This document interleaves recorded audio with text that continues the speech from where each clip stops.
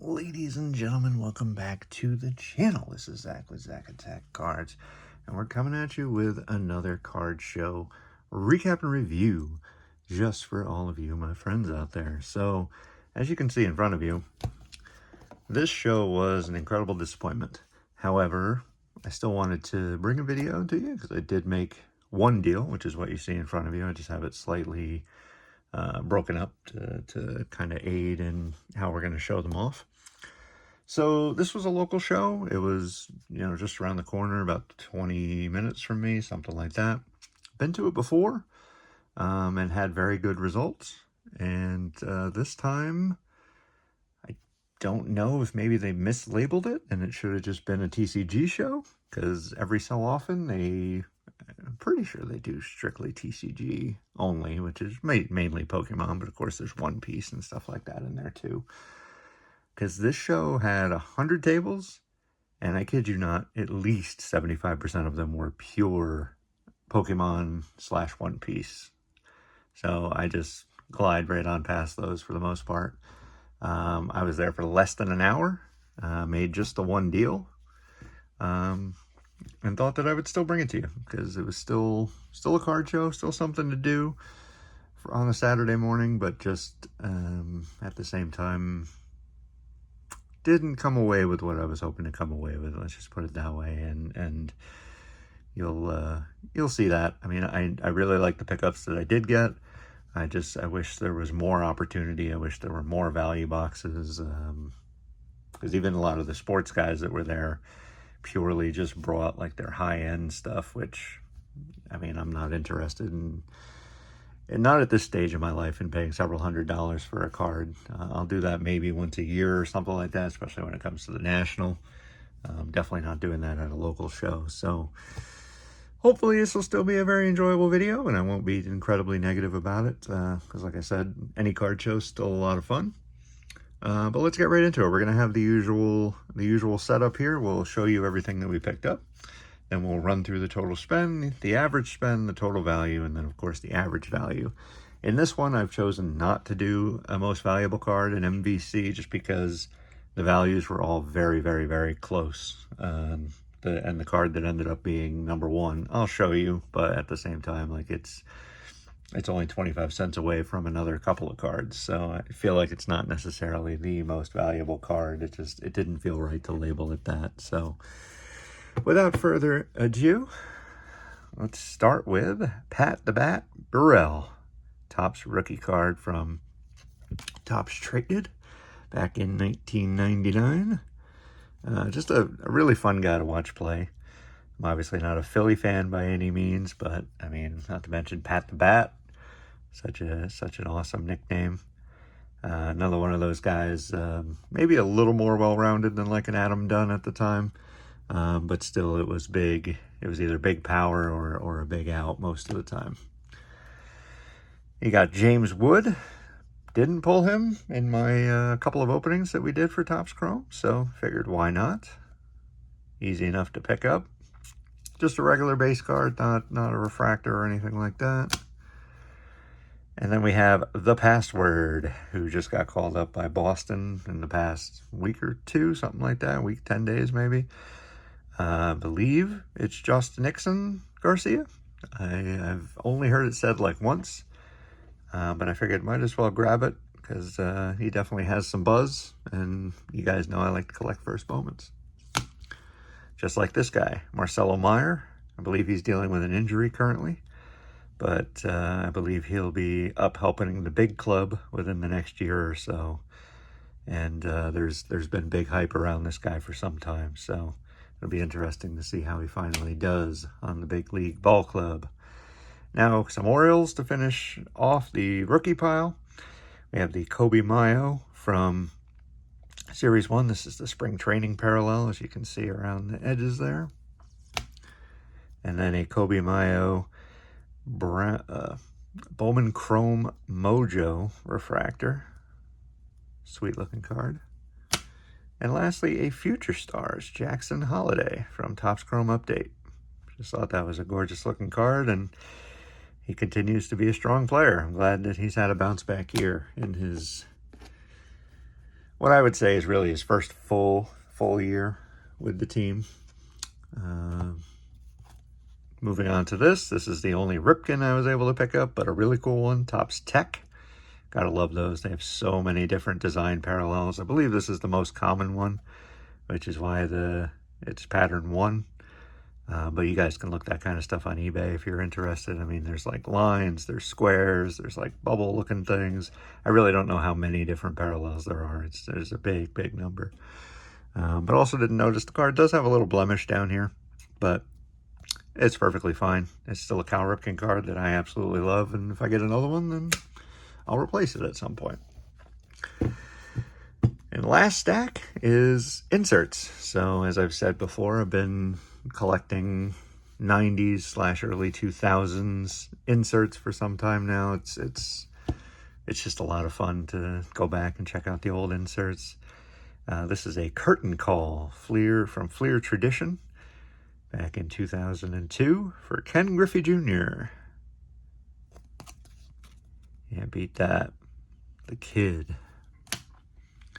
And we have a promotional sample, another cool thing that I like to get. Generally, I just pick up Ripken promotional samples, but I thought since this was a, kind of quote-unquote an insert, that it'd still be a pretty cool pickup. But the big hurt, Frank Thomas, Home Run King, out of 95 or 96 Fleer Ultra. Yeah, this would be the promotional piece that the stores would get, kind of sent to them to determine whether or not they wanted to order the product. I'm sure there's lots of people on here that could tell you, more about that kind of thing, that have run stores and stuff like that before. But I find these pretty cool.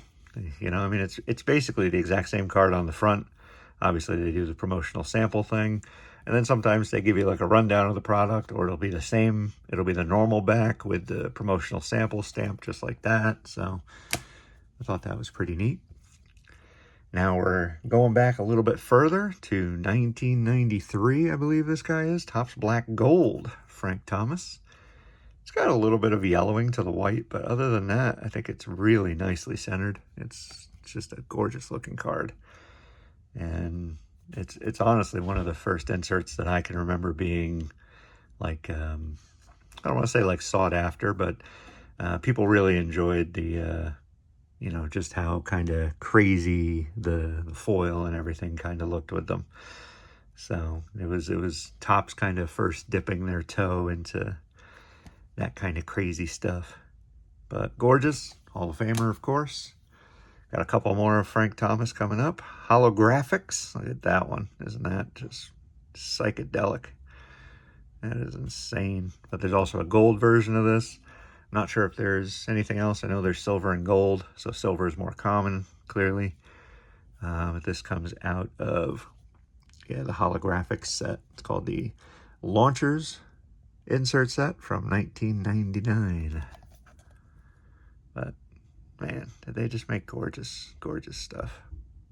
Love it. And then this one also is quite awesome. The SP Excitement, Frank Thomas, out of SPX. Basically the same mirrored shot on the back that you have on the front, with just a whole bunch of stuff. From his number, SP Excitement, name, position, team is here. And then just some crazy parallel, or like lasers in the background. Love that. I've said it before, I'll say it again. SPX were pretty darn expensive when I was younger, so I never picked up the packs. And it's really cool to be able to go back and pick up the singles and such nowadays. This is one that I've absolutely never seen before. Like, you want to talk about looking at something crazy funky. You can even use psychedelic for this bad boy. Sweet Strokes from Topps, I believe, let's see, 96? Looks like 96, yes. Mark McGwire, one of his final years on the Oakland Athletics at the time. But look at that. Oof. Just absolutely loved it. Loved it. Had to pick it up. Then we got an Own the Game. Barry Bonds. You guys know I like these. I've picked them up numerous times. And I think I'm getting close to having the entire set. Although this one's pretty interesting. Like if you notice, I thought it was just a clash with the background, but it seems like the coloration, like they made very, very, very, very dark. Like you almost can't make out his face.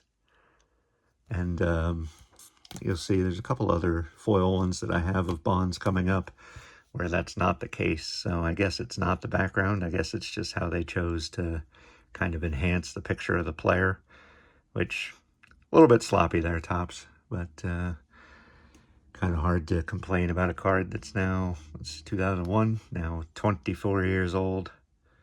But once again, love that background. Now moving on to Power Plus out of Fleer Ultra. This is from, let's see, 97 Fleer Ultra. Make just nice stuff. There's a foil look to that bad boy. Barry Bonds, Power Plus. And as you can see, this is also before he got like much more massive. And then you have an earlier Power Plus here, actually. This is 95. So 95 and 97. Not a whole lot of difference in his physique there. But he's definitely going to start to beef up very, very soon. But just love the look of these cards. This one almost reminds me of like a Fleer Metal. But they did the nice thing of having like the rainbow colored letters in the back, which is just really makes it stand out. Almost gives it like a 3D look to it. And then speaking of, once again, a very, very much foiled card or foil card, it's from Select 94, Crown Contenders, Barry Bonds. So there's good old Barry with that smile. And then there he is, just waiting for the pitch. I almost feel like his stance changed a little bit later in his career, too. I feel like that bat, maybe it's due to the fact that his chest ended up growing so big, but I feel like his arms were much closer to, or his hands were much closer to his body later in life, which, or later in his career, which really allowed him to turn on those inside pitches really, really quickly. I mean, he had some insane bat speed. Look at that.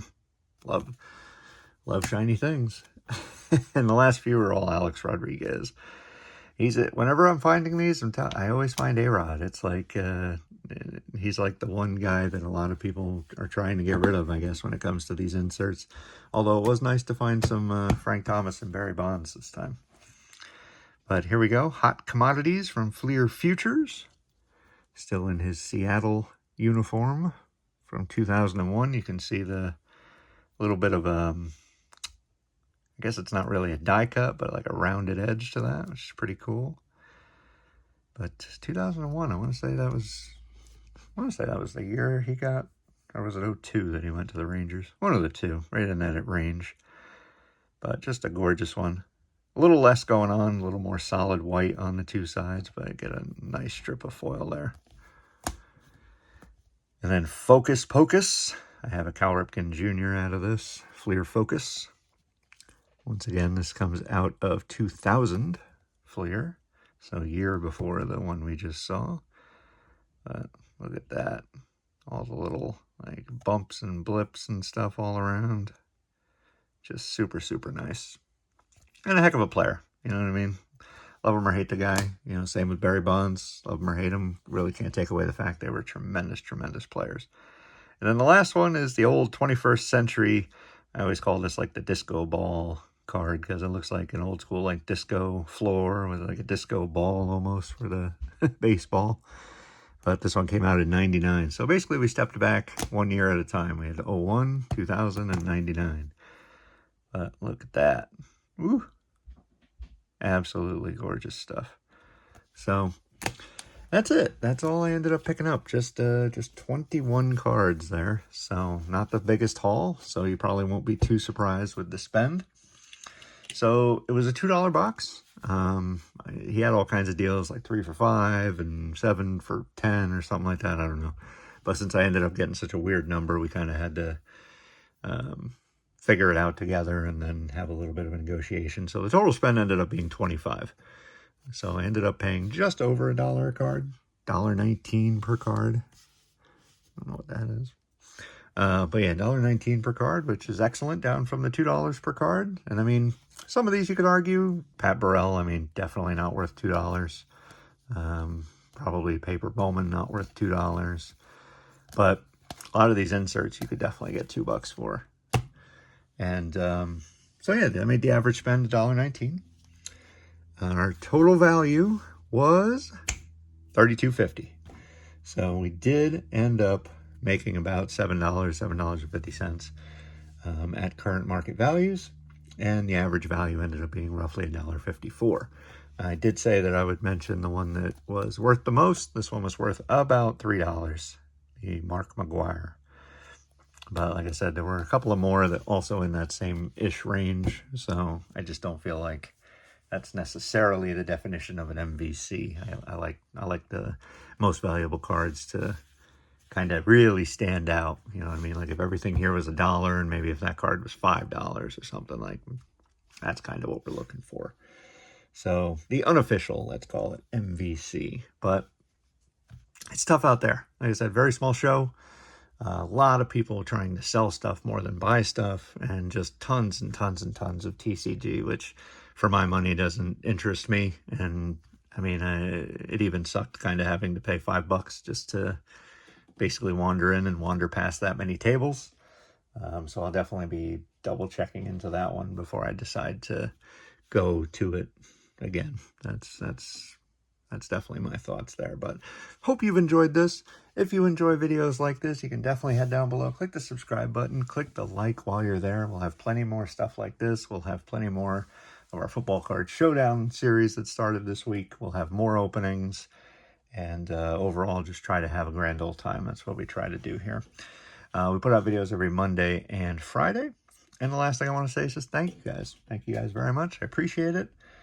Even though the show wasn't the greatest, I still want to have the usual closing of thank you to the organizer, thank you to the vendors, thank you to the people that I did deal with, thank you to those that I just had a kind word with. Always appreciate that, and always appreciate each and every one of you out there. I truly do. And with that said, we'll wrap it up. Thanks you guys so much. I'll catch you in the next video. Peace.